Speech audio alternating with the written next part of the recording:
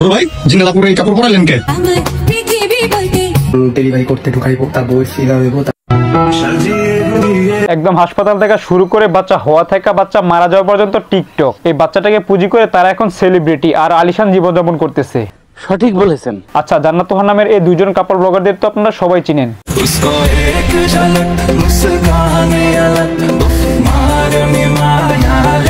যে কিনা ভাইরাল হওয়ার জন্য নিজেরাই নিজেদের লিঙ্ক ভাইরাল করে দিয়েছিল, আর এখন তারা শান্তি মধ্যে সুন্দর আলিশান জীবনযাপন করতেছে। বলেন কি? ঠিক জান্নাত তোহার মতো সেম অবস্থা এই কামরুলার জিন্নাতির।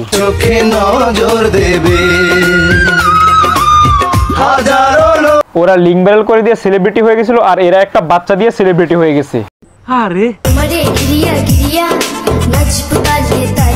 আচ্ছা ভাই, তোদের কি কোনো লজ্জা শরম নাই? বাচ্চার ভিডিও দিয়ে সেলিব্রিটি হয়ে এখন আবার টিকটকে এসে নাচানাচি করতেছিস। কি বলবো, টিকটকের আবার লজ্জা শরম আছে নাকি? কি বলবো মানে বাজান, একবার চিন্তা করেন এর মেন্টালিটিটা কেমন। এর নিয়ে এত আলোচনা সমালোচনা করার পরেও কিন্তু এর ভিডিওটা এখনো টিকটক আইডি থেকে কাটে নাই। শুধু তো ভিডিওটা টিকটকে আপলোড দেন, এই ভিডিওটা কিন্তু সে তার পেজে আপলোড দিয়েছে, যেখানে 10 মিলিয়ন ভিউজ আসছে। আর এই ভিডিওটা সে এখন টিকটক থেকেও কাটে নাই, পেজ থেকেও কাটে নাই। এই ভিডিওটা দিয়ে এখনো সে ফলোয়ার কামাইতেছে, লাইক কামাইতেছে। একবার চিন্তা করেন কেমন মন মানসিকতা নিয়ে এরা দুনিয়াতে বসবাস করতেছে।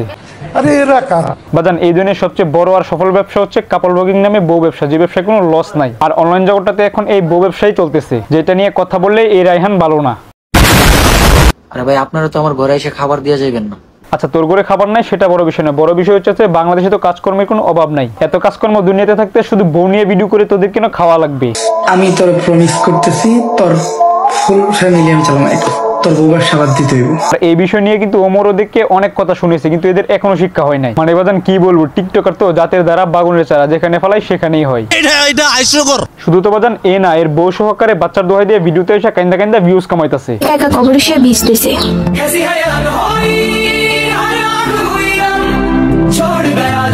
কি মানা যায়?